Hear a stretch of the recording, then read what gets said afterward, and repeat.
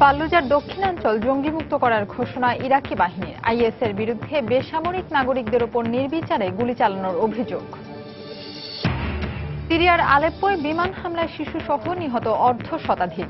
হতাহতের জন্য পশ্চিমা সমর্থিত বিদ্রোহীদের গোলাবর্ষণকে দায়ী করছে দামেস্ক।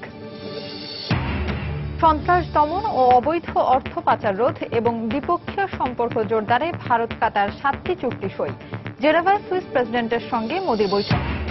এবং মধ্যপ্রাচ্য সহ বিশ্বের বিভিন্ন দেশে শুরু হলো সিয়াম সাধনার মাস রমজান। রোজা উপলক্ষে ভারতের তামিলনাড়ুতে 120 ধরনের খেজুরের প্রদর্শনী।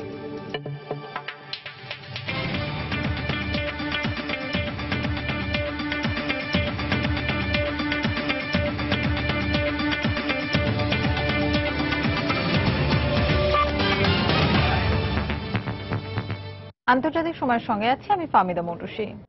ইরাকের আনবার প্রদেশের ফাল্লুজা থেকে নিরাপদ আশ্রয়ে পালানো বেসামরিক নাগরিকদের উপর নির্বিচারে গুলি চালাচ্ছে আইএস। মানবাধিকার সংস্থা নরওয়েজিয়ান রিফিউজি কাউন্সিলের বরাতে বিবিসি জানায়, আইএস ও যৌথ বাহিনীর সংঘর্ষ থেকে বাঁচতে রোববার জীবনের ঝুঁকি নিয়ে ইউফ্রেটিস নদী পাড়ি দেয় ফাল্লুজার বাসিন্দারা। এদিন ফাল্লুজার দক্ষিণাংশ ও আশপাশের 47টি গ্রাম আইএসের দখলমুক্ত করেছে ইরাকি যৌথ বাহিনী। ফাল্লুজায় ইরাকি যৌথ বাহিনী আইএস বিরোধী অভিযান জোরদার করায় আটকে পড়া অধিবাসীরা প্রাণ ভয়ে শহরটি ছেড়ে পালাচ্ছেন।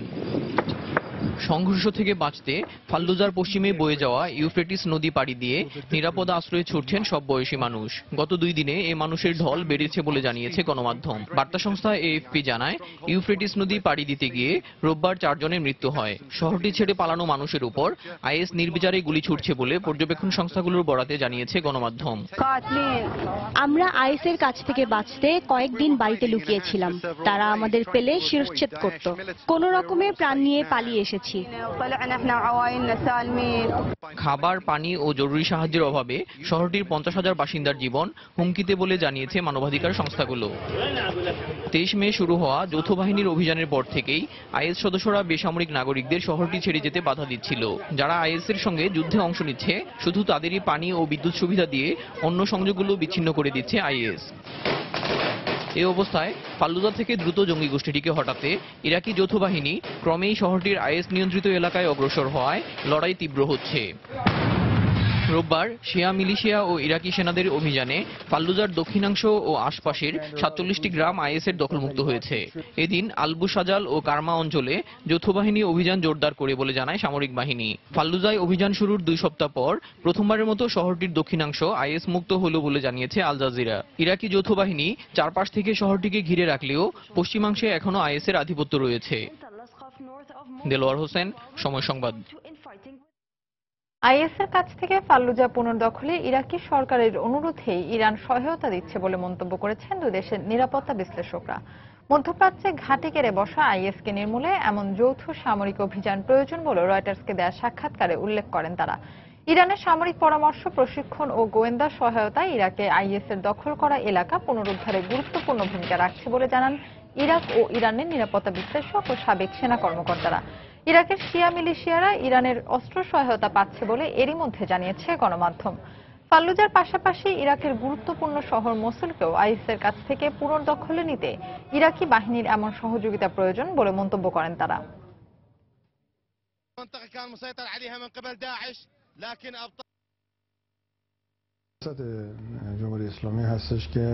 মধ্যপ্রাচ্যে আইএস বিরোধী লড়াইয়ে যে কোনো দেশের প্রয়োজনে ইরান অর্থনৈতিক, রাজনৈতিক ও সামরিক ক্ষেত্রে সহযোগিতার হাত বাড়িয়ে দেয়। এর অংশ হিসেবেই ফাল্লুজার অভিযানে ইরাকি সেনাদের সহায়তা করছে ইরান। তবে ইরাকে যৌথ বাহিনীর সাফল্য দেখে সৌদি আরব এই অভিযানকে নেতিবাচকভাবে প্রচারের চেষ্টা করছে। যৌন দাসত্বে অস্বীকৃতি জানানোয় 19 কুর্দি নারীকে জীবন্ত পুড়িয়ে মেরেছে আইএস। প্রত্যক্ষদর্শী ও কুর্দি সংবাদ সংস্থার বরাতে রোববার রুশ গণমাধ্যম আরটি জানায়, গত বৃহস্পতিবার ইরাকের মোসুলের কেন্দ্রে জনসম্মুখে এ নারকীয় হত্যাকাণ্ড চালায় জঙ্গি গোষ্ঠীটি। এ সময় কয়েকশো অধিবাসী উপস্থিত থাকলেও তাদের কিছুই করার ছিল না। 2014 সালে মোসুল দখলের পর থেকে ভিন্ন মতাবলম্বীদের ওপর নির্যাতন চালিয়ে আসছে আইএস। এর আগেও কুর্দি ও ইয়াজিদি নারীদের ধরে নিয়ে যৌন নির্যাতনের খবর বেশ কয়েকবার গণমাধ্যমে এসেছে। Men over the age of 14 are executed, and women are separated, stripped naked, tested for virginity, examined for breast size and prettiness.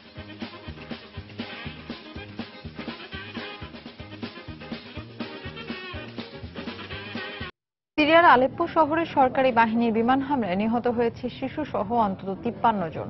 শহরটিতে বিদ্রোহীদের অবস্থান লক্ষ্য করে সিরীয় ও রুশ বাহিনীর বিমান হামলা আরও জোরদার হয় এসব হতাহতের ঘটনা ঘটেছে বলে বিভিন্ন মহল থেকে অভিযোগ করা হয়েছে।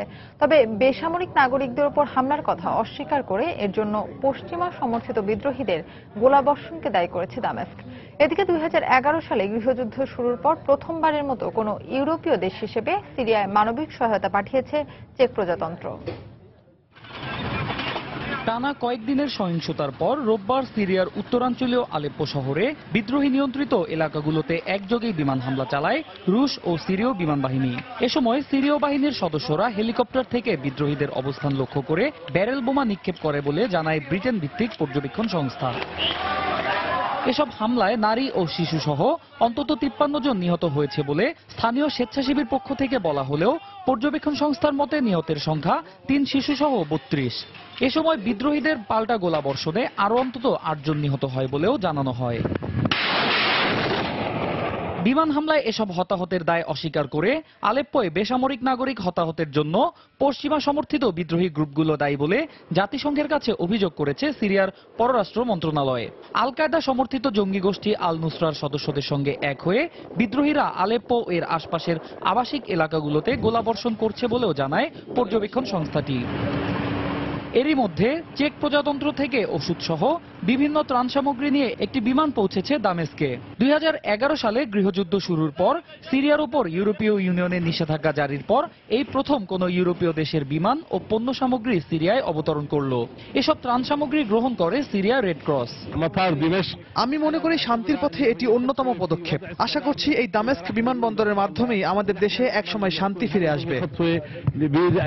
এদিকে সিরিয়ায় আইএসের নিয়ন্ত্রণাধীন রাক্কা প্রদেশের সীমান্ত অতিক্রমের পর রোববারও দেশটির সেনাবাহিনীর অগ্রাভিযান অব্যাহত ছিল।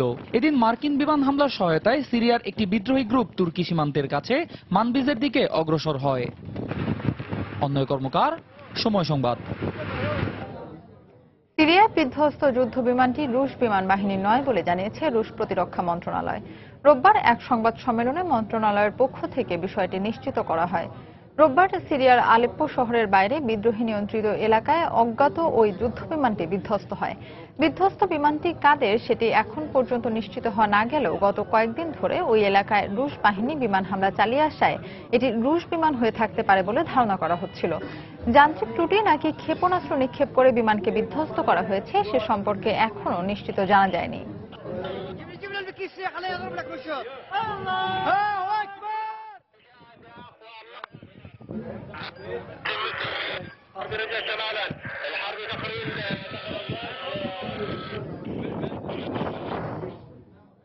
আটচল্লিশ জাতি পারমাণবিক অস্ত্র সরবরাহ গোষ্ঠী এনএসজির সদস্য পদের বিষয়ে ভারতকে সমর্থন জানিয়েছে সুইজারল্যান্ড। সোমবার দেশটিতে পৌঁছে প্রেসিডেন্ট জোহার স্নেডার আম্মানের সঙ্গে বৈঠক করেন ভারতের প্রধানমন্ত্রী নরেন্দ্র মোদী। এর আগে ভারত ও কাতারের মধ্যে সন্ত্রাস দমন ও অবৈধ অর্থ পাচার রোধে তথ্যের আদান প্রদান, বিনিয়োগ বৃদ্ধি ও দ্বিপাক্ষিক সম্পর্ক মজবুত করা সহ 7টি চুক্তি স্বাক্ষরিত হয়। রোববার কাতারের দোহায় পৌঁছালে গার্ড অব অনারের মধ্য দিয়ে স্বাগত জানানো হয় মোদীকে।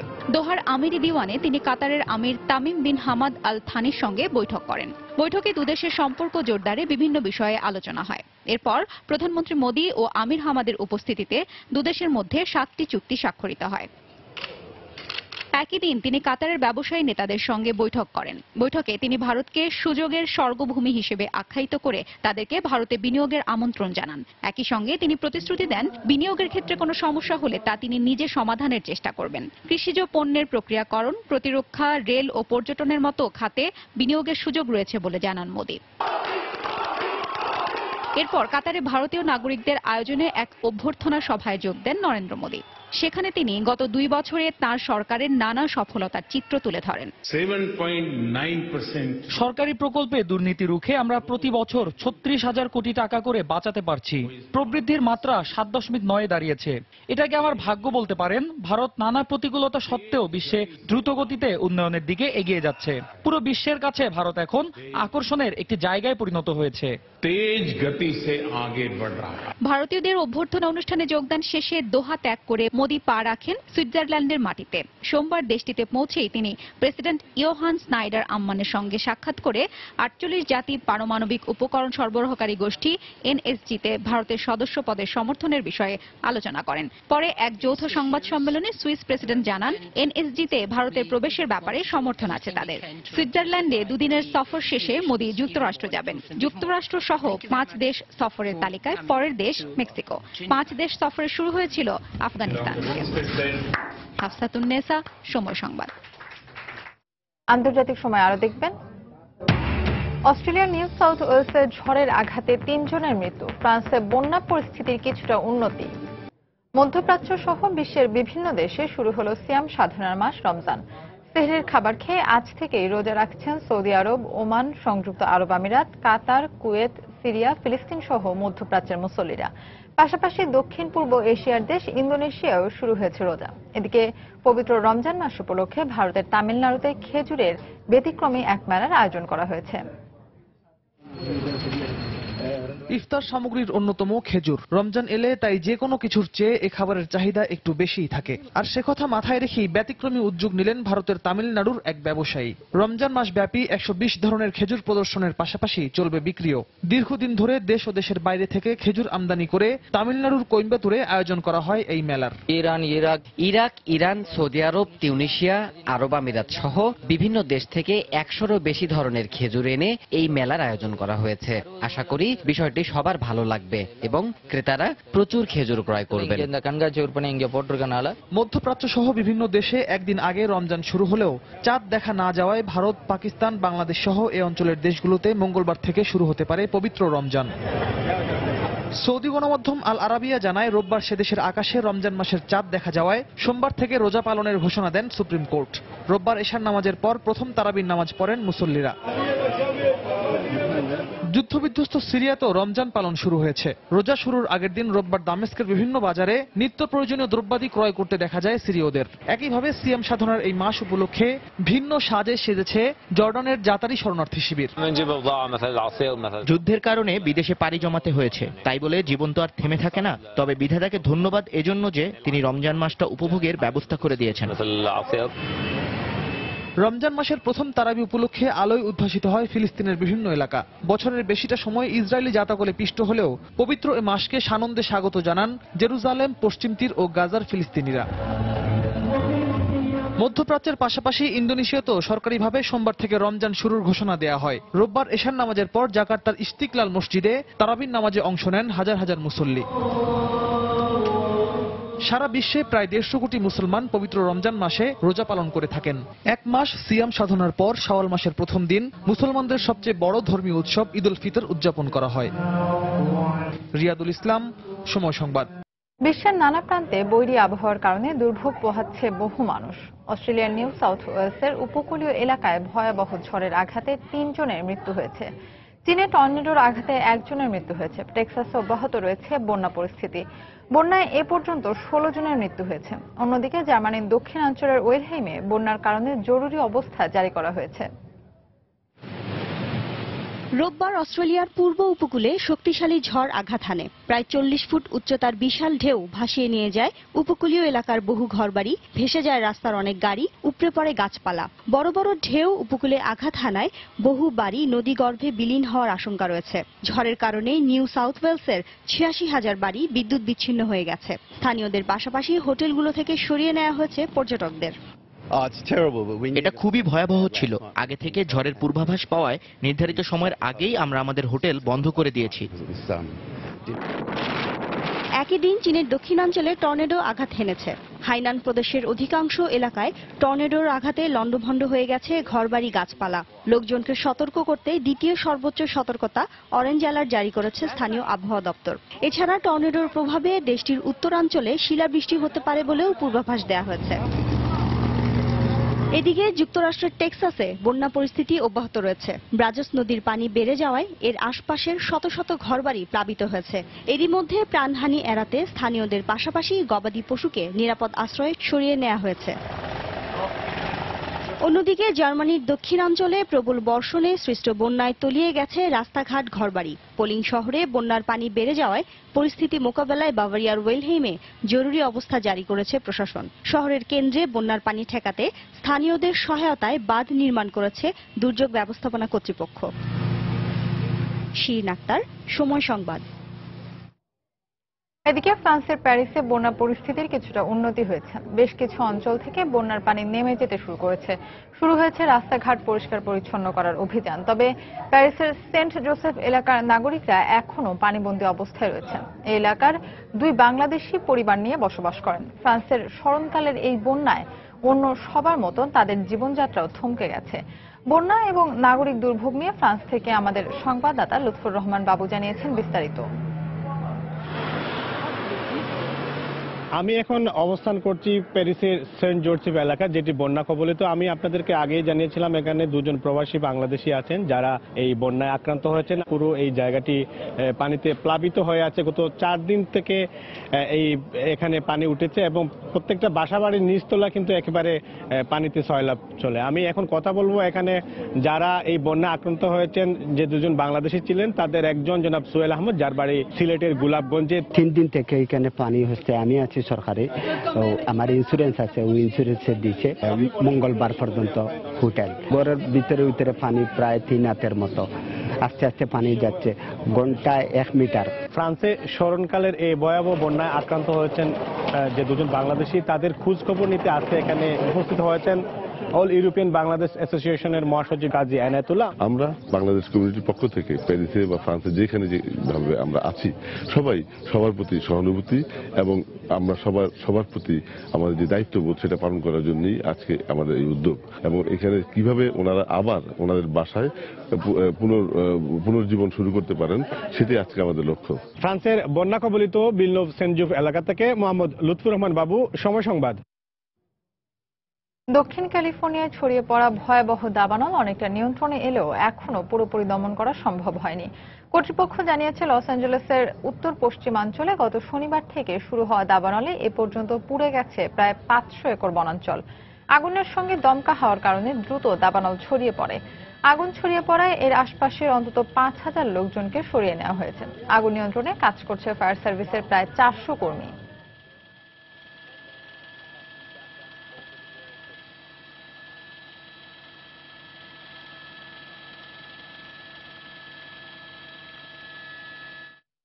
আন্তর্জাতিক সময় আরো যা দেখবেন।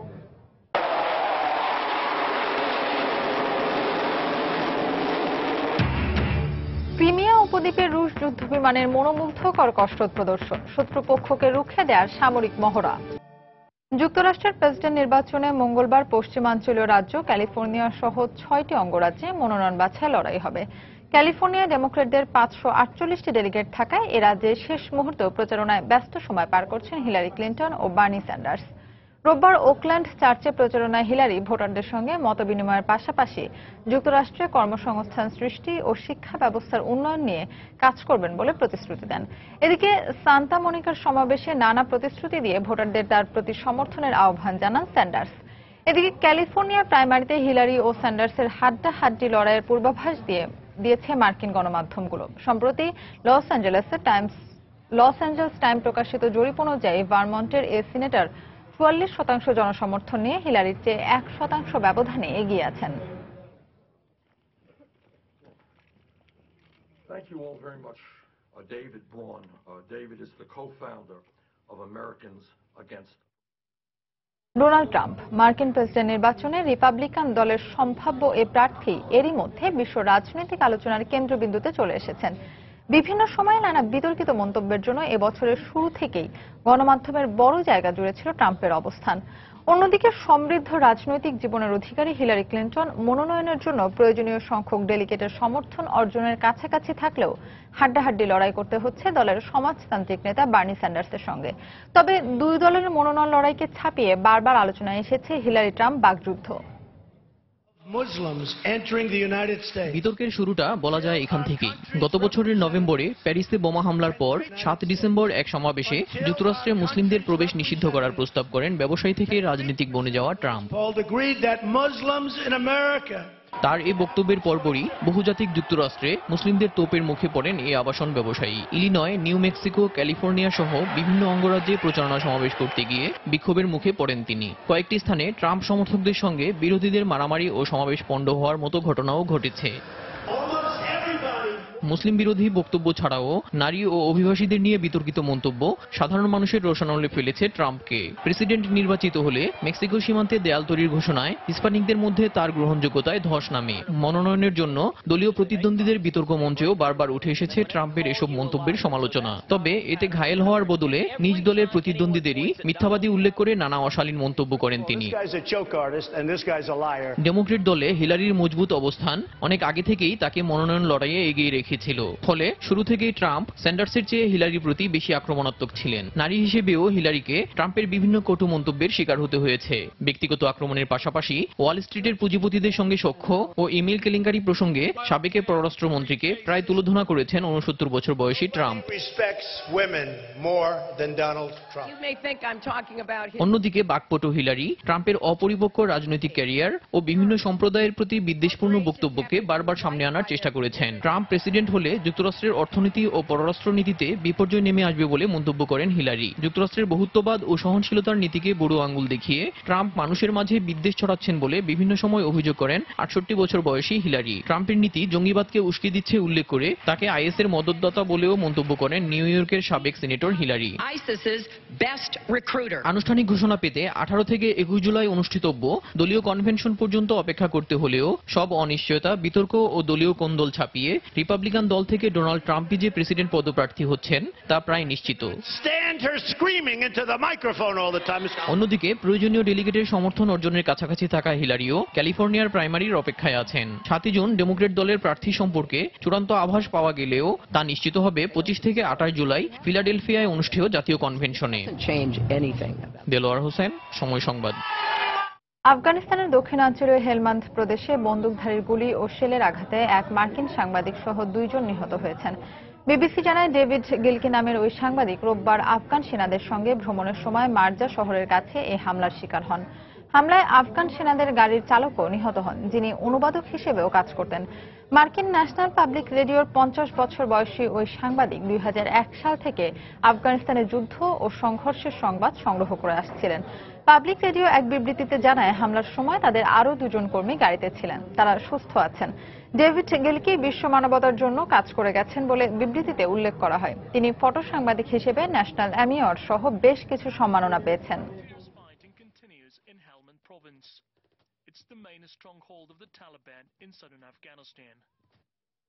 এদিকে আফগানিস্তানের পূর্বাঞ্চলীয় লোগার প্রদেশে তালেবানের হামলায় অন্তত 7 জন নিহত ও 23 জন আহত হয়েছে। রয়টার্স জানায় রোববার প্রদেশটির আদালত চত্বরে 3 বন্দুকধারী অতর্কিতে হামলা চালায়। নিহতদের মধ্যে মামলার তদন্ত কর্মকর্তা ও বিচারকও রয়েছেন বলে জানিয়েছে কয়েকটি গণমাধ্যম। তবে তাদের সংখ্যা নির্দিষ্ট করে জানাতে পারেনি কর্তৃপক্ষ। তালেবানের মুখপাত্র জাবিউল্লাহ মুজাহিদের মৃত্যুর প্রতিশোধ হিসেবে এই হামলা চালানো হয়েছে বলে টুইটার বার্তায় জানিয়েছে তালেবান। গত মাসে তালেবানের 6 সদস্যকে মৃত্যুদণ্ড দেওয়ার পর আদালত চত্বরে 3 দফা হামলা চালিয়েছে তারা। এদিকে রোববার কাবুলে বোমা হামলায় আফগান পার্লামেন্টের এক সদস্য নিহত হয়েছে বলে জানিয়েছে আরটি। তুরস্কে এক সড়ক দুর্ঘটনায় শিশু সহ 14 জনের মৃত্যু হয়েছে। এই ঘটনায় আহত হয়েছেন অন্তত 26 জন। স্থানীয় গণমাধ্যম জানায় রোববার স্কুল শিক্ষার্থীদের বহনকারী একটি বাস ওসমানিয়া শহরের কাছে কারাপিতি এলাকার একটি প্রত্নতাত্ত্বিক স্থান থেকে ভ্রমণ শেষে ফিরছিল। শহরে ফেরার পথে বাসটি নিয়ন্ত্রণ হারিয়ে খাদে পড়ে যায়। এতে 6 শিশু সহ 14 জনের মৃত্যু হয়। খবর পেয়ে ঘটনাস্থলে পৌঁছে দুর্ঘটনা কবলিতদের উদ্ধার করে উদ্ধারকারী দল। আহতদের স্থানীয় হাসপাতালে ভর্তি করা হয়েছে। দুর্ঘটনার কারণ অনুসন্ধানে তদন্ত চলছে বলে জানিয়েছে পুলিশ। বেলজিয়ামের 2টি ট্রেনের মুখোমুখি সংঘর্ষে অন্তত 3 জন নিহত এবং 40 জনেরও বেশি আহত হয়েছেন। রোববার দেশটির হার্মাসোহাই শহরে একটি যাত্রীবাহী ট্রেনের সঙ্গে বিপরীত দিক থেকে আসা অপর একটি কার্গো ট্রেনের সংঘর্ষ হলে এই দুর্ঘটনা ঘটে। এদিকে এই ঘটনায় আহতদের স্থানীয় বিভিন্ন হাসপাতালে ভর্তি করা হয়েছে। এদের মধ্যে 9 জনের অবস্থা আশঙ্কাজনক বলে জানিয়েছে হাসপাতাল কর্তৃপক্ষ। নিহতদের সংখ্যা আরও বাড়তে পারে বলে ধারণা করা হচ্ছে। এদিকে দুর্ঘটনার পরপরই ঘটনাস্থলে পৌঁছে উদ্ধার কাজ পরিচালনা করছে পুলিশ ও উদ্ধারকর্মীরা। সিগন্যাল ব্যবস্থায় ত্রুটির কারণে এই দুর্ঘটনা ঘটে থাকতে পারে বলে প্রাথমিকভাবে ধারণা করা হচ্ছে। ঘটনার প্রকৃত কারণ অনুসন্ধানে তদন্ত চলছে বলে জানিয়েছে রেলওয়ে কর্তৃপক্ষ।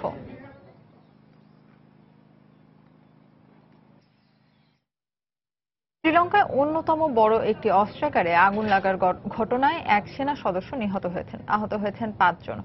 অগ্নিকাণ্ডে ক্রমাগত গোলাবারুদ বিস্ফোরণ হতে থাকে। শ্রীলঙ্কার রাজধানী কলম্বোর অদূরে অস্ত্রাগারটি থেকে গ্রেনেড ও গোলাবারুদ আশপাশে এসে পড়ায় অন্তত 1000 বাসিন্দাকে সরিয়ে নেওয়া হয়েছে।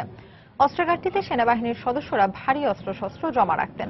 5 ঘন্টা ধরে চলা বিস্ফোরণের শব্দ 12 কিলোমিটার দূর থেকে শুনতে পায় বাসিন্দারা। আগুন লাগার কারণ সম্পর্কে এখনো জানা যায়নি।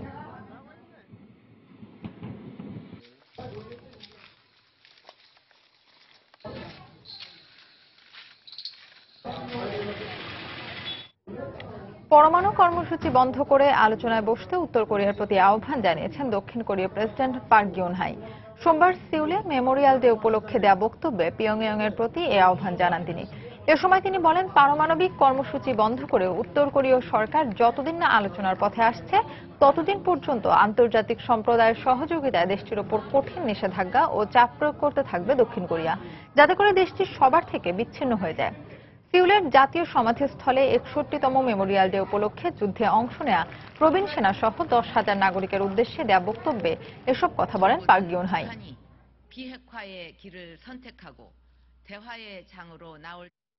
শুকরের শরীরে মানবদেহের অঙ্গ প্রত্যঙ্গ জন্মানোর চেষ্টা চালাচ্ছেন মার্কিন বিজ্ঞানীরা। শুকরের ভ্রূণে মানবকোষ ঢুকিয়ে দেওয়ার মাধ্যমে এর শরীরে মানবদেহের অঙ্গ প্রত্যঙ্গ তৈরির এই চেষ্টা চালানো হচ্ছে বলে বিবিসির এক প্রতিবেদনে জানানো হয়। বিশ্বব্যাপী মানবদেহে প্রতিস্থাপনের জন্য বিভিন্ন অঙ্গ প্রত্যঙ্গের স্বল্পতার কারণেই এই গবেষণা চালানো হচ্ছে বলে ওই প্রতিবেদনে উল্লেখ করা হয়। ভ্রূণে মানবকোষ ঢুকিয়ে দেওয়ার পর শুকর ও মানুষের মিশ্র এই ভ্রূণ বিকাশের জন্য 28 দিন অপেক্ষা করা হয় এবং এরপর গবেষণার জন্য মানব টিস্যুগুলো ভ্রূণ থেকে আলাদা করা হয় বলে ওই খবরে জানানো হয়।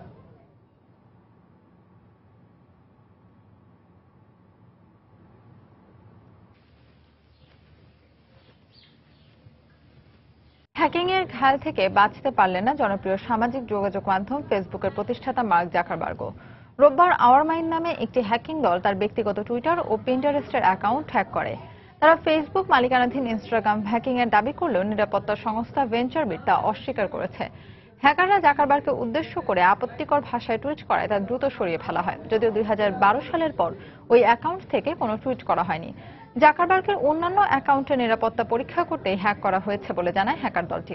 ওই টুইটে জাকারবার্গের লিঙ্কডইনের পাসওয়ার্ডটি ফাঁস করে দেয় তারা। গত মাসে জাকারবার্গ সহ 16.5 কোটি ইউজারের লিঙ্কডইন অ্যাকাউন্ট হ্যাক হয়।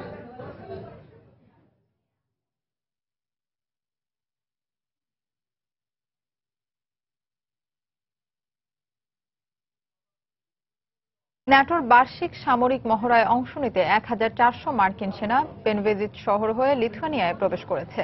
ড্রাগন রাইড টু নামে সামরিক মহড়া শুরু হয় জার্মানির ভিলসেক শহর থেকে, যা 2200 কিলোমিটার যাত্রা শেষ করে 15 জুন এস্তোনিয়ায় গিয়ে শেষ হবে। 27 মে থেকে শুরু হওয়া এই মহড়া পরিচালনা করবে মার্কিন সামরিক বাহিনীর স্ট্রাইকার ইউনিট। এ লক্ষ্যে ট্রাইকার M1126 ইনফ্যান্ট্রি ক্যারিয়ার, 150 মিলিমিটার কামান বিশিষ্ট মোবাইল গান সিস্টেম সহ 400 আধুনিক সামরিক যান নিয়ে নিজেদের শক্তি প্রদর্শন করবে মার্কিন বাহিনী। যুক্তরাজ্য, ফ্রান্স, পোল্যান্ড সহ 13টি রাষ্ট্রের অন্তত 10,000 সদস্য এই মহড়ায় অংশ নেবে।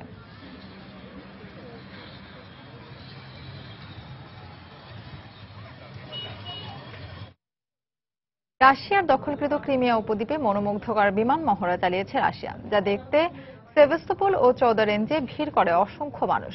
ক্রিমিয়া উপদ্বীপ রাশিয়ার দক্ষিণাঞ্চলের ঢাল হিসেবে কাজ করায় এই অঞ্চলের নিরাপত্তায় বিমান বাহিনীর একটি অংশকে মোতায়েনের কথা জানিয়েছেন বিমান বাহিনীর প্রধান। ক্রিমিয়া দখলের পর এবারই এত বড় পরিসরে বিমান মহড়ার আয়োজন করল রাশিয়া। ক্রিমিয়ার বন্দরনগরী সেভাস্তোপোলের আকাশে রোববার একের পর এক মহড়া চালায় রুশ প্রতিরক্ষা বাহিনীর জঙ্গি বিমান। বিমানগুলো নান্দনিক উড়াল দেখে বন্দরে হাজির হওয়া অসংখ্য মানুষ উচ্ছ্বসিত হয়ে ওঠে। রাশিয়ার SU-24, SU-34 আর SU-30 মডেলের যুদ্ধবিমান ছাড়াও Ka-50 হেলিকপ্টার ও অন্যান্য সামরিক বিমান এই মহড়ায় অংশ নেয়। একের পর এক চমকপ্রদ কৌশল দেখিয়ে সেভাস্তোপোলের আকাশ মাতিয়ে তোলে তারা। ক্রিমিয়ায় রুশ সামরিক মহড়ার অংশ হিসেবে আয়োজন করা হয় এই এয়ার শো এর। ক্রিমিয়া শুধু রাশিয়ার অবিচ্ছেদ্য অঞ্চলই নয়, এটি আমাদের দক্ষিণাঞ্চলীয় সীমান্তের ঢাল হিসেবে কাজ করছে। তাই এই অঞ্চলের নিরাপত্তা জোরদারে আমরা আমাদের বিমান প্রতিরক্ষার একটি গুরুত্বপূর্ণ অংশকে মোতায়েন রাখব। এর আগে শনিবার ক্রিমিয়ার ফিওদোসিয়া শহরের কাছে চৌদা রেঞ্জে মনোমুগ্ধকর বিমান অনুশীলনের আয়োজন করা হয়। সেখানে বিভিন্ন মডেলের রুশ যুদ্ধবিমান এক এক ভঙ্গিতে লক্ষ্যবস্তুতে রকেট ও বোমা হামলা চালিয়ে শত্রুপক্ষকে রুখে দেওয়ার কৌশল প্রদর্শন করে। আকাশ মেঘাচ্ছন্ন থাকা সত্ত্বেও সেই চোখ ধাঁধারো বিমান মহড়া বিস্মিত করে তোলে উপস্থিত সবাইকে। এই মহড়ায় অংশ নেওয়া অনেক পাইলট সিরিয়ার আইএস বিরোধী বিমান অভিযানে অংশ নিয়েছে বলে জানায় রুশ প্রতিরক্ষা মন্ত্রণালয়। 2014 সালের মার্চে ইউক্রেনের স্বায়ত্তশাসিত অঞ্চল ক্রিমিয়া উপদ্বীপের দখল নেয় রাশিয়া। পশ্চিমা দেশগুলো রাশিয়ার এ পদক্ষেপকে ইউক্রেনের সার্বভৌমত্বের ওপর হামলা বলে উল্লেখ করলেও তাতে ভ্রুক্ষেপ করেনি ক্রেমলিন। সঞ্জনা চৌধুরী, সময় সংবাদ। এ পর্যায়ে আবারও জানিয়ে দিচ্ছি আন্তর্জাতিক সময়ের শীর্ষ সংবাদগুলো। ফাল্লুজার দক্ষিণাঞ্চল জঙ্গি মুক্ত করার ঘোষণা ইরাকি বাহিনীর। আইএস এর বিরুদ্ধে বেসামরিক নাগরিকদের উপর নির্বিচারে গুলি চালানোর অভিযোগ। সিরিয়ার আলেপ্পোয় বিমান হামলায় শিশুসহ নিহত অর্ধ শতাধিক। হতাহতের জন্য পশ্চিমা সমর্থিত বিদ্রোহীদের গোলাবর্ষণকে দায়ী করছে দামেস্ক। সন্ত্রাস দমন ও অবৈধ অর্থ পাচার রোধ এবং দ্বিপক্ষীয় সম্পর্ক জোরদারে ভারত কাতার 7টি চুক্তি সই। জেনেভায় সুইস প্রেসিডেন্টের সঙ্গে মোদির বৈঠক। এবং মধ্যপ্রাচ্য সহ বিশ্বের বিভিন্ন দেশে শুরু হলো সিয়াম সাধনার মাস রমজান। রোজা উপলক্ষে ভারতের তামিলনাড়ুতে 120 ধরনের খেজুরের প্রদর্শনী। এই ছিল আন্তর্জাতিক সময়। যে কোনো খবর পেতে ভিজিট করুন সময় নিউজ.টিভি। সঙ্গে থাকুন সময়ে।